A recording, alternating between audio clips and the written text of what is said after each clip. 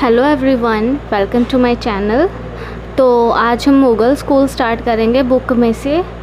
तो इसके जो एम्परर है, मैंने ऑलरेडी उस पर वीडियोस जो है बना दी थी एक बार। जो मैंने बेसिक नॉलेज थी वो एक वीडियो के थ्रू आपको दे दी थी। आई होप आपको याद हो। तो अगर आपने वो वीडियो देखी होगी तो आपको मुग़ल स्कूल जो है वो बहुत इजी लगने वाला है, क्योंकि जो मैंने आपको इसकी बेसिक नॉलेज बताई थी बस इसमें बुक में बस वही दी हुई है जो मैंने आपको ऑलरेडी बता दी है। लेकिन फिर भी एक बार हम लोग बुक से डिस्कस कर लेंगे। तो चलिए स्टार्ट करते हैं। ये हमारा यूनिट सेकंड है। फर्स्ट यूनिट हमारा ऑलमोस्ट कंप्लीट हो गया हुआ है। उसमें हमने राजस्थान एंड पहाड़ी स्कूल किया था, लेकिन अब एक टॉपिक और ऐड हुआ था तो उसकी वीडियो मैं बाद में अपलोड कर दूँगी। वो वैसे है तो इजी, उसमें बस हमने लाइन, स्ट्रक्चर, पर्सपेक्टिव ये चीज़ें बतानी होती हैं। तो यूनिट सेकंड का फर्स्ट टॉपिक है, ए पार्ट है जो इसका, वो है मुग़ल स्कूल। वैसे इसमें हमने दो करने हैं, Mughal school and Deccan school of miniature painting. तो इसका जो ए पार्ट है वो है मुग़ल स्कूल और जो बी पार्ट है वो है डेक्कन स्कूल। तो इसका जो टोटल टाइम पीरियड है मुग़ल स्कूल और डेक्कन स्कूल का वो है 16th सेंचुरी AD से 19th सेंचुरी AD तक है। बट जो मुग़ल स्कूल का टाइम पीरियड है वो 15 से 1800 AD तक है। तो स्टार्ट करते हैं। तो इसका हम आज जो रीज़न एंड डेवलपमेंट करेंगे, लेकिन ये मैं दो पार्ट्स में डिवाइड करूँगी, मतलब इसकी दो वीडियो बनाऊँगी जिसमें part A and part B होगा। इसकी मैं एक ही वीडियो बनाऊँगी तो वो काफ़ी लंबी हो जाएगी, तो इसलिए मैं इसको दो पार्ट्स में डिवाइड करूँगी। तो हम इसको हाफ हाफ करके करेंगे। इसके वैसे सब स्कूल्स हैं नहीं, लेकिन इसमें ये है कि एम्परर जो भी रह चुके हैं मुग़ल स्कूल के, चाहे हुमायूं, बाबर, अकबर, जो भी ये हैं, तो उनके टाइम में जो वर्क हुआ वो उनके सब स्कूल्स में ही आ जाता है वैसे तो देखा जाए। वैसे इनके बेसिकली सब स्कूल के नेम नहीं दिए हुए, जैसे हमने राजस्थान पहाड़ी स्कूल में किया था। तो इसमें क्या है कि बस हमने एम्परर के बारे में ही, उनकी जो हिस्ट्री है उसके बारे में ही बताना होता है। तो let's start. Mughal school of art was not a new style in itself, but it was the same Indian school of art which was well refined and polished by the Persian artists with the help of Indian artists. Actually, Mughal art is a mixture of Indian art and Persian art. तो ये जो Mughal school की ये जो art है ये कोई new art नहीं थी, मतलब कोई ये न्यू स्टाइल नहीं था। ये हमारी जो इंडियन स्कूल की जो आर्ट थी ना, जो हमने राजस्थान की आर्ट की है, तो उसी आर्ट को इन्होंने क्या किया था कि पर्शियन स्टाइल से थोड़ा सा, पर्शियन टेक्निक से थोड़ा सा काम करके उसको थोड़ा प्योरीफाइड करके प्रेजेंट कर दिया था। मतलब जैसे कि हमारे शूज़ होते हैं ना गंदे से, है ना, तो जब हम उनको पॉलिश कर देते हैं तो वो नए जैसे बन जाते हैं, तो कितना चेंज आ जाता है ना। तो बस यही है कि इसमें जो हमारी इंडियन आर्ट थी ना उसको इन्होंने थोड़ा सा पॉलिश किया, उसका स्टाइल थोड़ा चेंज किया, एंड उसके बाद जो स्टाइल डेवलप हुआ वो मुग़ल स्कूल के नेम से जाना जाने लगा। तो ये जो इन्होंने किया ये पर्शियन आर्टिस्ट और इंडियन आर्टिस्ट की हेल्प से किया, क्योंकि उस टाइम पे क्या था कि जब ये राजस्थानी स्कूल हमने किया था उस टाइम पे ना, क्योंकि मुग़ल का भी इन्फ्लुएंस जो है वो देखा गया था, तो इन दोनों में काफ़ी, मतलब कह देते ना, थोड़ी फ्रेंडशिप वगैरह भी थी। मतलब कई मुग़ल थे जिनमें आपस में थोड़ी सी फ्रेंडशिप थी इंडियंस के साथ। तो क्या कहते हैं कि उनका जो ड्रेसअप है, इनका जो स्टाइल है, वो लोग जो राजस्थान वाले आर्टिस्ट थे वो भी फॉलो करते थे। इसलिए हमने जो पहाड़ी स्कूल या राजस्थानी स्कूल किया है तो कहीं कहीं पे मुग़ल का जो इफ़ेक्ट है वो हमें देखने को मिलता है। तो ये जो मुग़ल आर्ट थी ना, ये इंडियन आर्ट और पर्शियन आर्ट का है मिक्सचर जो है वो मिक्सचर थी। इंडियन आर्ट जो हमारी राजस्थानी आर्ट है ये हमारी इंडियन आर्ट थी। Indian art, Rajasthani traditional art plus Persian art equal to Mughal art. मतलब कि इंडियन आर्ट में पर्शियन आर्ट जब मिक्स हुई तो बन गया मुग़ल आर्ट। ये आई थिंक आपको काफ़ी हेल्पफुल होगा। जो हमारी इंडियन आर्ट थी उसी में पर्शियन टेक्निक से वर्क हुआ, तो उसको मुग़ल आर्ट के नाम से जो है जानते हैं। In fact, Mughals were very much impressed by the Indian style of art, but the general ornamentation and border decoration was of Persian style. ये जो मुगल्स थे ना, ये इंडियन का जो स्टाइल था पेंटिंग का उससे काफ़ी इम्प्रेस्ड थे, बट उनका जो मतलब कई चीज़ें थी जो उनको पसंद नहीं आई थी, तो इन्होंने पर्शियन स्टाइल में की थी। और वो क्या चीज़ थी कि एक तो जनरल ऑर्नामेंटेशन था एंड पेंटिंग का जो बॉर्डर बनता था वो मतलब काफ़ी डेकोरेशन स्टाइल में बनता था। मतलब आप इसमें देखोगे कि जितनी भी पेंटिंग बनी होगी ना, तो उसका एक मल्टीपल बॉर्डर जो है बनता था। मतलब बॉर्डर में जो फ्लावर वगैरह बनते थे ना, तो वो यहीं से बनने शुरू हो गए थे। तो origin and development of Mughal art, तो इसका जो ओरिजिन एंड डेवलपमेंट है वो इनके मुग़ल एम्परर के कारण ही हुआ था, जो हम अब पढ़ेंगे। The origin of Mughal school of painting is considered to be a landmark in the history of painting in India. A new culture of painting developed under the patronage of Mughal ruler of Tamur dynasty in Bukhara and Samarkand, and its reached its peak during the 15th century. Tamur gave due regard and importance to the artist in his court. Behzad was the best painter among all the painters of that time. He basically was a Persian artist. He was known as the Raphael of the East. He was the greatest painter in the court of Sultan Hussain Mirza. After the death of the Sultan, Behzad took a job in the court of Safasi Shah Ismail. Behzad basically belonged to Tamur dynasty. Tamur dynasty was the origin of Mughal period. तो यहाँ पे इन्होंने ये बताया है कि जो ये मुग़ल आर्ट जो डेवलप हुई थी ना, तो इसका जो रीज़न है वो हिस्ट्री में इंडियन आर्ट को माना जाता है, क्योंकि इंडियन आर्ट को ही इन्होंने प्योरीफाइड करके ही मुग़ल आर्ट बनाया था ना। मतलब इंडियन आर्ट में ही पर्शियन टेक्निक से वर्क करके इंडियन आर्ट का थोड़ा प्योरीफाइड करके उसी को इन्होंने मुग़ल आर्ट बना दिया था। इनकी मतलब खुद की आर्ट नहीं थी, बस इन्होंने हमारी इंडिया की आर्ट को थोड़ा सा प्योरीफाइड किया था। तो इसी तरह इसकी जो डेवलपमेंट है वो हिस्ट्री में इंडियन आर्ट को ही मानी जाती है।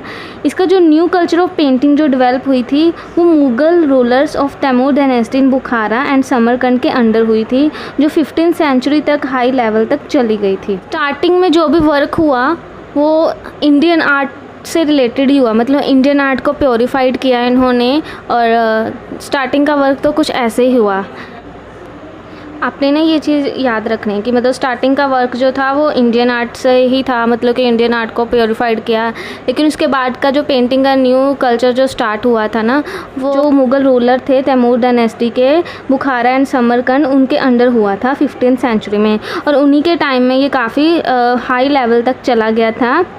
उसके बाद तैमूर ने अपने कोर्ट में आर्टिस्ट को इम्पोर्टेंस दी थी। जो वहाँ का आर्टिस्ट था मेन बेहज़द, ये काफ़ी फेमस आर्टिस्ट रह चुका है।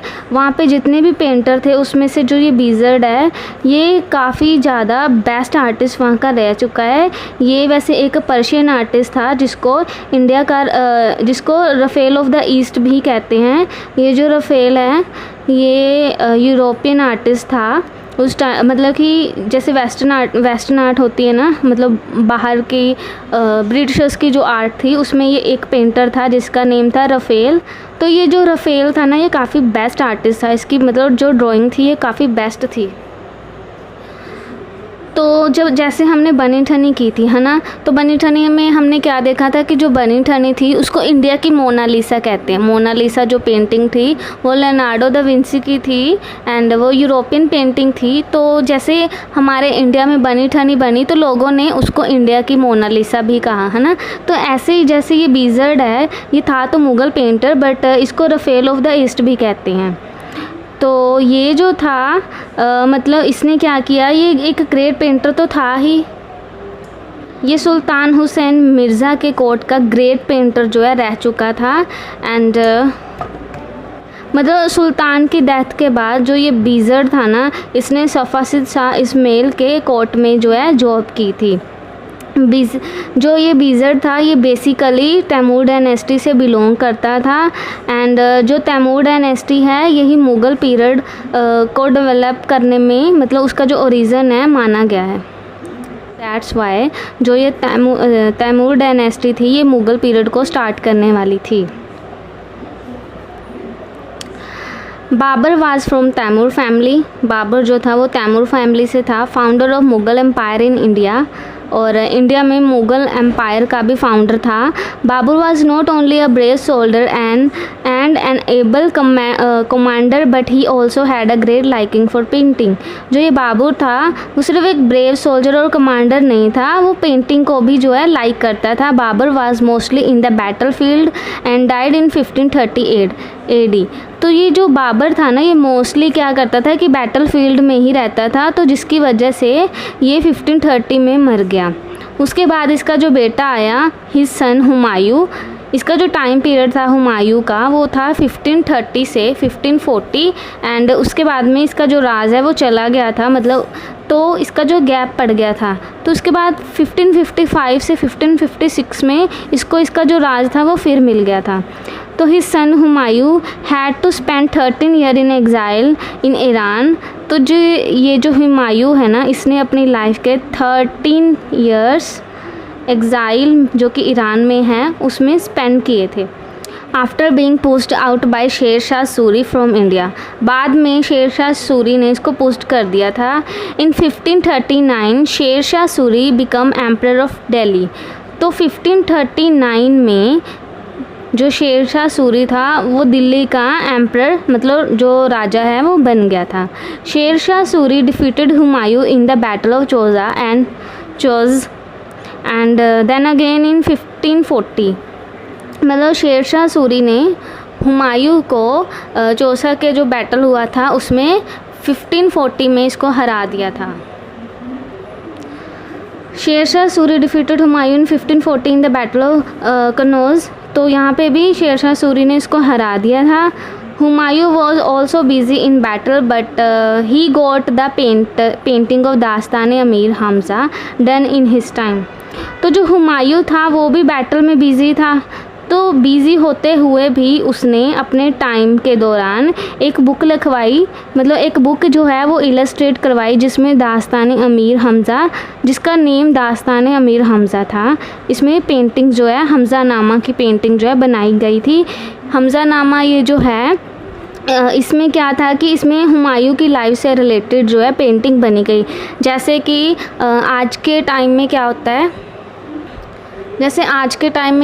ना कि किसी आर्टिस्ट पर हम बायोपिक बना देते हैं, हम देखते हैं, है ना। तो उस टाइम में टीवी वगैरह कुछ नहीं था, तो उस टाइम में बस ऐसे ही बुक के साथ ना उनकी लाइफ से रिलेटेड जो है पेंटिंग वो है बना देते थे, जिसको अलग अलग एपिसोड में जो है प्रेजेंट करते थे, जिसको नरेटिव आर्ट भी बोलते थे। नरेटिव आर्ट में जैसे स्टोरी हम डिपिक्ट करते हैं ना अलग अलग पार्ट्स में, उसको बोलते हैं। तो यहाँ पे हमज़ा नामा बनी। He had two famous artist in his court who came from Kabul, namely Mir Sayyid Ali of Tabriz and Khwaja Abdul Samad of Shiraz from Bihzad school of art. तो क्या हुआ कि इसके पास दो फेमस आर्टिस्ट थे, इसके मतलब कोर्ट में, हुमायूं के कोर्ट में दो फेमस आर्टिस्ट थे जो कि पर्शियन आर्टिस्ट थे, और ये जो थे काबुल से आए थे, आर्टिस्ट काबुल से आए थे। एक का नेम था मीर सैयद अली जो कि तब्रेज़ जगह का नेम है जो कि ईरान में है, वहाँ का रहने वाला था, और जो दूसरा आर्टिस्ट था उसका नेम था ख्वाजा अब्दुल समद। तो ये जो था ये शिराज़ का रहने वाला था, ये भी ईरान में एक जगह का नाम है। जो आर्टिस्ट थे दोनों ये बीजर स्कूल ऑफ आर्ट से थे। हुमायूं डाइड इन 1555 और 1556 AD। 1555 और 56 में हुमायूं की मौत हो गई थी। तो जब इसकी मौत हुई तो उसके बाद after ascending the throne of Delhi, मतलब जो दिल्ली का जो थ्रोन था, जो सिंहासन था वो खाली हो गया था, and left his son Akbar. तो फिर उसको मतलब उसका जो सन था अकबर उसको सौंप के चला गया था। जो अकबर था, मतलब एक बात देखो, हमने अभी बाबर और हुमायूं के बारे में पढ़ा है, राइट। तो ये मैंने ऑलरेडी आपको जो हमने लास्ट वीडियो की थी उसमें मैंने आपको ऑलरेडी एम्परर के बारे में बताया था। तो जैसे हमारा यहाँ पे बाबर हो गया, हुमायूं हो गया, तो अब देखो अकबर आ गया ना, तो अब ये अकबर इसका टाइम जो है स्टार्ट हो गया है। अकबर ओनली चाइल्ड एज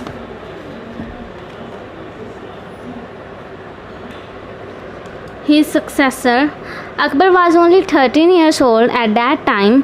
मतलब कि अकबर को हुमायूं की डेथ के बाद उसका जो थ्रोन है उसको सौंप दिया था एंड उसके टाइम में काफ़ी सक्सेसफुल भी रहा, सक्सेसर रहा। उस टाइम पे अकबर की जो एज थी वो सिर्फ 13 ईयर्स थी, मतलब सिर्फ वो 13 साल का था। 13 साल का बच्चा कितना होता है, छोटा सा ही होता है ना अभी। तो उस टाइम पे अकबर को देखो राजगद्दी जो है मिल गई थी अपने फादर हुमायूं की। Emperor Akbar was keenly interested in the art of painting and architecture as well as sculpture also। जो अकबर था ना, इसको आर्ट ऑफ पेंटिंग में भी इंटरेस्ट था, आर्किटेक्चर में भी इंटरेस्ट था, और जो स्कल्पचर बनते थे मूर्तियाँ उसमें भी इंटरेस्ट था। तो अकबर से ही कहते हैं कि आर्ट जो है वो स्टार्ट हो गई थी, क्योंकि सबसे ज़्यादा अकबर को ही शौक़ था पेंटिंग, आर्किटेक्चर, स्कल्पचर, सभी चीज़ का। इसको कहते हैं ना कि प्यास थी, मतलब कहीं से भी इसको नॉलेज या कुछ भी मिलती थी ना आर्ट के बारे में, कहीं से भी जानकारी मिलती थी तो ये वहीं पे चला जाता था। एंड इसने एक फ़तेहपुर सिकरी नामक जगह का निर्माण भी करवाया था, जिसमें इसने आर्टिस्ट, पोइट, म्यूजिशियन, आर्किटेक्चर ये लोग रखे थे। मतलब जितनी भी आर्ट होती है ना, सभी के आर्टिस्ट को वहाँ पर रखा जाता था। उनका रहने का, खाने पीने का सारा खर्चा यही उठाता था। एंड जो आर्टिस्ट अच्छा काम करता था उसको इनाम के रूप में ये जैसे ज़मीन दे देता था, अच्छा धन दे देता था, मतलब इम्प्रेस हो जाता था एंड खुश होकर ना उनको दान पुण्य बहुत ज़्यादा कर देता था। Akbar was a man of great strength of character and had a broad vision. तो ये जो अकबर है ना, मतलब एक ग्रेट, मतलब ये जो आदमी, मतलब अकबर ये जो मैन था, इसकी जो एक ग्रेट स्ट्रेंथ थी, इसका करैक्टर था, ब्रॉड विज़न था, मतलब ये अच्छा आदमी था, अच्छा मुग़ल एम्परर था। The Mughal school of painting was organised and reached at its zenith during this time. तो उस टाइम पे मुग़ल पेंटिंग जो है वो ऑर्गेनाइज़ की गई और ये उस टाइम में काफ़ी ऊपर पहुंच गई, मतलब काफ़ी ऊंचे लेवल पर ये चली गई। A large number of Indian artists from all over India were recruited to work in his court. There are many manuscripts that were illustrated in his time. They are तो बहुत सारे मात्रा में, मतलब काफ़ी लार्ज नंबर में जो Indian artist थे वो वहाँ पे रखे गए, अपने कोर्ट में उसने रखे। तो बहुत सारे इंडियन आर्टिस्ट उसने अपने कोर्ट में रखे एंड उन्होंने काफ़ी मैन्युस्क्रिप्ट और इलस्ट्रेटेड जो बुक है, इलस्ट्रेशन, वो अपने टाइम में जो है वो कंप्लीट की। दे आर, उनका जो नेम है वो ये है, उसका जो नेम है वो है द त्वारिख ख़ानदान तैमूरिया, नाउ इन द खुदा बख्श लाइब्रेरी पटना। रज़मानामा, जिसको महाभारता भी बोलते हैं, रामायणा, भक्त Baburi, Akbarnama, Anwar Suhaili, a book of fable, also known as Panchatantra, the Iyar Danish, Nal Damayanti, Changeznama, Zafarnama, Ain Akbari, Hamzanama, Timurnama, Baburnama etcetera. ये इसकी इलस्ट्रेशन है, इसकी ये बुक है। तो जो यहाँ पे इन्होंने आर्टिस्ट ने जो है बनाई थी, इसमें हर एक मुग़ल का, मतलब कि उसकी जो बायोग्राफ़ी है, जो कोई स्टोरी है उस टाइम पे बनी, जैसे चंगेज़नामा में चंगेज़ जो मुग़ल था उसके बारे में प्रेजेंट किया गया है। ऐसे ये बुक्स है जो उन आर्टिस्ट ने जो है बनाई थी। तो आज हम बस यहीं तक पढ़ेंगे, ये मैंने टिक मार्क कर दिया है। तो इस वीडियो से रिलेटेड अगर आपको कुछ समझ नहीं आया तो आप कमेंट बॉक्स में मुझसे पूछ सकते हैं। Thank you for watching.